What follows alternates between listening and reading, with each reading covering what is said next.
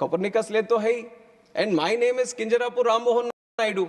And when some people say Kinjarapu, there might be some problem with them. They can't pronounce it the way I pronounce it. But that doesn't mean that I'll change my name so that it becomes easier for them. ये तो मेरी पहचान है. और उसी तरह अभी शायद ये 2 बार बोलने से 3 बार बोलने से थोड़ा मुश्किल होता होगा. But India has gotten used to so many things, sir. I think they will get used to this one also. Bharatiya Vayuyan Videyak is just to create the identity of the languages. On top of that, I've seen, you are mentioning about other languages also. I was not understanding why Hindi was brought in. Vayuyan is also a Sanskrit word, in fact. And if you really want to appreciate the languages, the culture of this country, I would like the opposition to also appreciate that on 3rd October of this year, the cabinet has made 5 languages as classical languages, which are Marathi, Assamese, Bengali, Pali, and Prakrit. If you really love the languages, you should appreciate the decision of the government and how much this NDA government protects and promotes the languages of India. We recently celebrated the Constitution Day also, and on that day, we have proudly released the Constitution not only in English and Hindi, but we have done it in Sanskrit and Maithili also.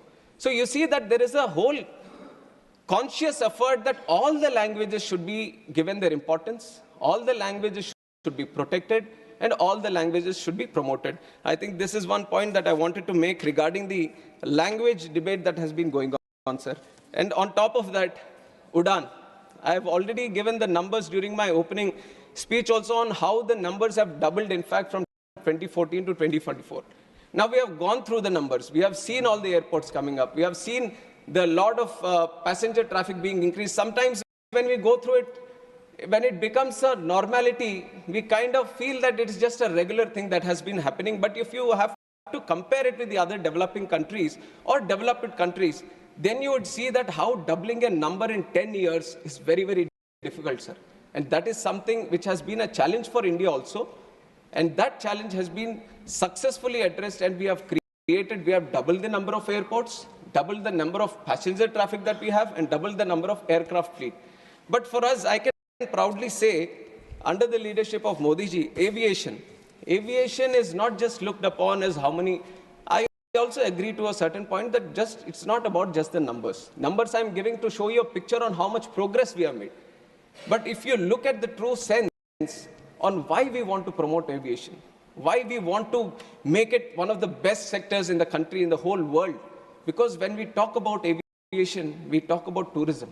When we talk about aviation, we talk about economic activity. When we talk about aviation, we talk about real estate growth. We talk about job creation. When we talk about aviation, we talk about industry. When we talk about aviation, we talk about commerce. We talk about trade. And we talk about aviation, we talk about culture.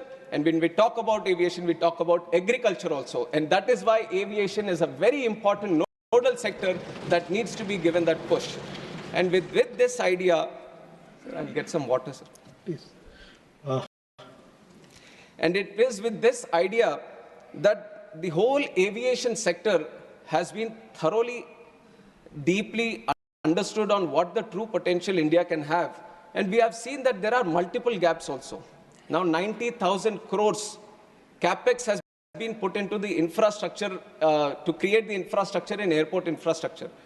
But creating infrastructure, that itself is one challenge. And when I took the charge as a minister for this aviation, sir, I have promised the people of this country that, thank you. Thank you. She has always been so caring, sir. Like a mother, always. Thank you, ma'am. So, when we look deep, it is not about just creating the infrastructure, but it is about connecting them also. Now, you can spend a lot of money, you can create the infrastructure, you can create more airports, but the ultimate challenge, thank you.